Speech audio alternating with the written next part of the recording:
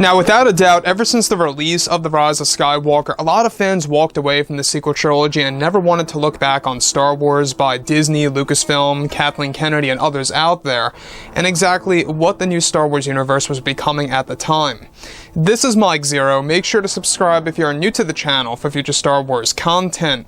Now, one thing about Disney Star Wars is that yes, we can obviously now see that they are on the road to success, with, of course, The Mandalorian Season 2 now over. We have seen what happened with the Season 2 finale. Amazing things happened. I won't dive into spoilers, but I'm sure that you guys know exactly what I'm talking about a particular character. But moving on from all of this, we also know that Bob Chapek, the new Disney CEO, has been very hard at work on really doing everything in his power to really bring things full circle for the Star Wars fans around the world. Now, out of all of this, The Mandalorian Season 2 is going to branch off to the Book of Boba Fett miniseries, as well as Mando Season 3 and 4. That's going to dive more into other pieces of Star Wars lore that we have yet to see, both in canon and in Star Wars Legends. So that's another thing to look forward to, of course.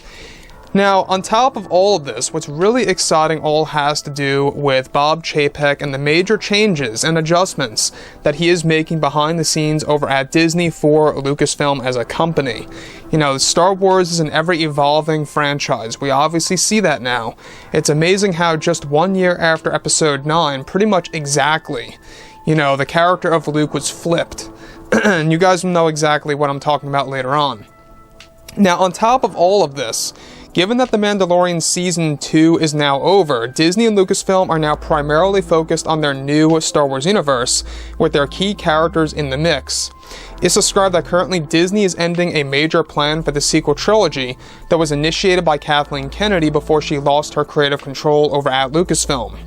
Now, it's noted that Disney CEO Bob Chapek recently just finalized the cancellation of a plan by Kathleen Kennedy that was going to expand the sequel trilogy in live-action form on Disney+, focusing on some of the characters as well as new libraries worth of Star Wars lore, such as books, comics, and video games that would all take place in between the sequel trilogy movies that Disney recently canceled to focus more so on the new eras that is attached to the Mandalorian series on Disney+.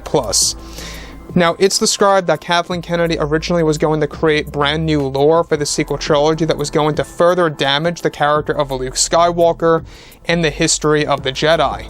The library of lore that was under development by Lucasfilm for quite some time has since now been cancelled, where Lucasfilm is focused on the new eras that are being introduced in the Disney canon and more to come. Now, this plan was also set to dive more into Rey's backstory before the events of The Force Awakens, and was going to expand the core characters like Finn, Poe, and Rey at one point in time in both the canon and live-action form on Disney+, essentially creating spin-off shows for the sequel trilogy characters were ultimately cancelled.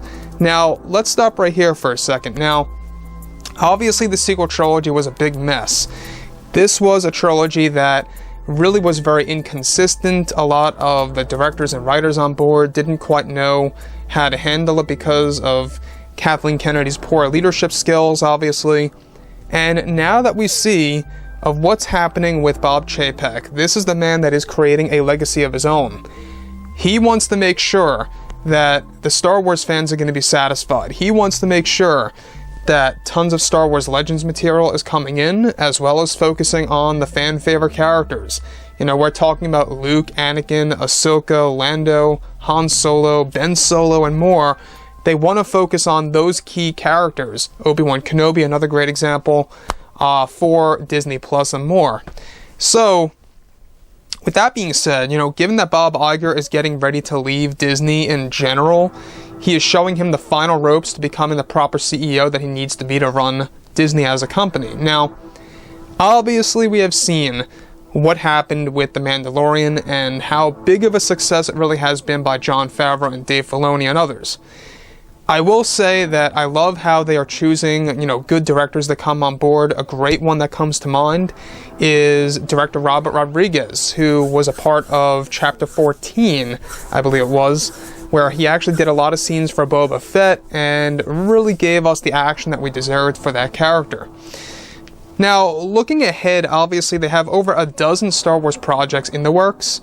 They have a handful of projects that were announced already, and more that will be announced in 2021. So we haven't even gotten the second batch of Star Wars projects announced yet.